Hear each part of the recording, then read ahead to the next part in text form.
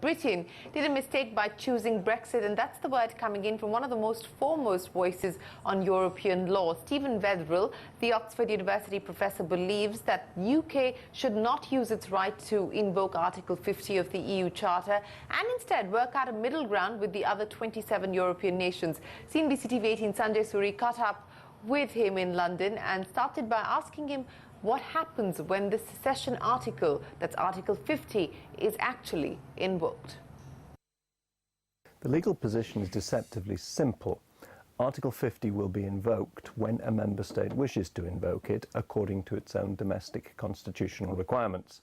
So according to the treaty system, the United Kingdom can choose to invoke Article 50 whenever it wants, as soon as it has had that approved by domestic political processes. That may happen tomorrow. It may happen in a few months. It may not happen at all. Is that really possible, that it may not happen? I think so, yes. It seems to me that the vote in the referendum was simply the latest stage in a process of disquiet in the United Kingdom about membership of the European Union. The vote was to leave, but the vote was not to leave on any particular set of terms.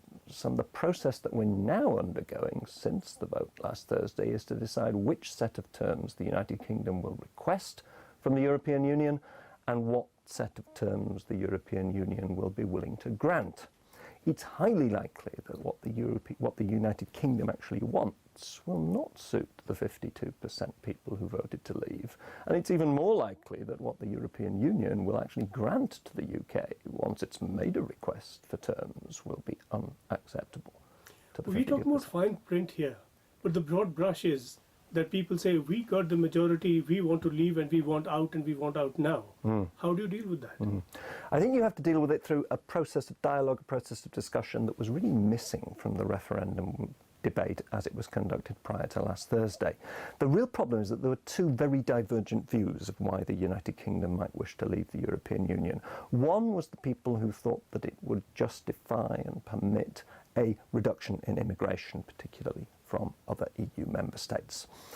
Other people were perfectly happy to see immigration continue, but wished to reduce the regulatory costs of membership of the European Union. They wished to leave the EU so that they could trade, but not according to the rules set by the European Union, but rather according to the rules set by the UK. Now, those are two very divergent views of why one would wish to leave the European Union, and the specific point on which there would be disagreement between those two views would be on immigration. Now, that's the debate that's really being had now. It should have been had before the vote last Thursday, but it was hidden because the Leave campaign was really rather clever at keeping the disagreements hidden.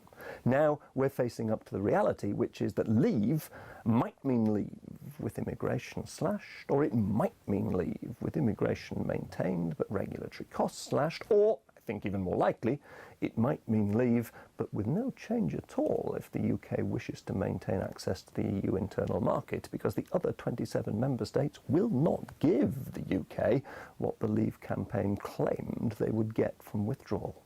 You mentioned two issues, the immigration issue and the regulatory issue. This was not a debate that came before the referendum. Now, there is some rethinking perhaps, but enough rethinking to have another referendum? Not in the short term.